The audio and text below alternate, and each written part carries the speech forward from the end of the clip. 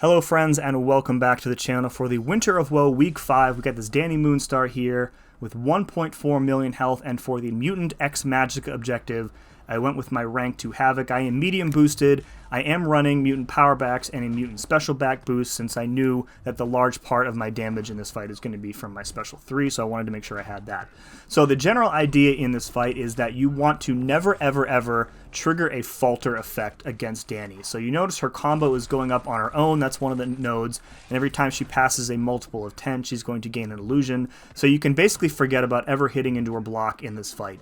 In addition, if you parry too many times, you're also going to trigger a falter on yourself. And whenever Dani triggers a falter on you, she's also going to gain an associated prowess effect.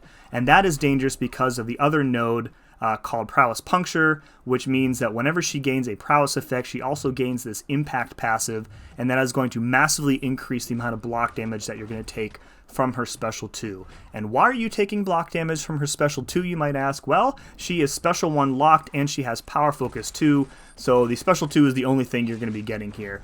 So if you haven't learned how to at least partially dex her special 2, now is the time to do so. And you notice I never ever get a full dex of the special 2 in this fight, but if you kind of let the first bullet of each burst of gunfire in her special attack kind of like push you back, you can get a partial dex and only take like 1 or 2 hits on the block. And then the arrows at the end are pretty easy to dodge too. If you are late on the punish, she is going to block and you are going to hit into her block and trigger a falter, so you got to be really on top of things here.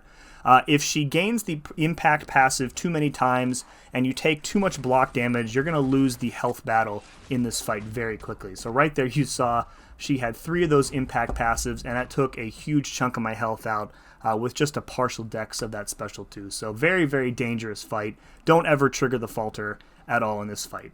So with Havoc specifically, what I'm doing here is I'm kind of swapping between the special 1 and the special 3, and that's because my Havoc is unduped, so I don't have extra opportunities to gain bonus plasma charges. So I'm using the special 1 to kind of give my plasma charge generation a little bit of a boost, get those plasma debuffs up on her, and then what I'm doing is using the special 3 to detonate everything. And since I'm running mutant power back boosts and a mutant special boost, the damage that the special 3 is going to do here gives me roughly like almost a bar of power back, and that kind of gives me like a head start on the next portion of the fight here. So roughly, I don't know, 75% of a bar of power. So right there, I tried to counter her heavy attack or punish her heavy, and she was having none of it.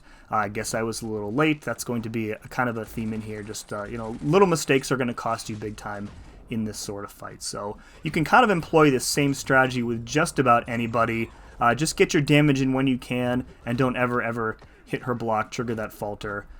If you have parries to give, I think it's 3 parries before it actually triggers a falter.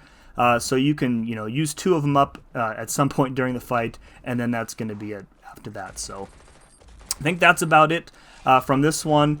If this helped you in any way, please let me know in the comments below, and I'll let the rest of the fight play out for you. As always, thank you very much for watching, and we'll see you again next time.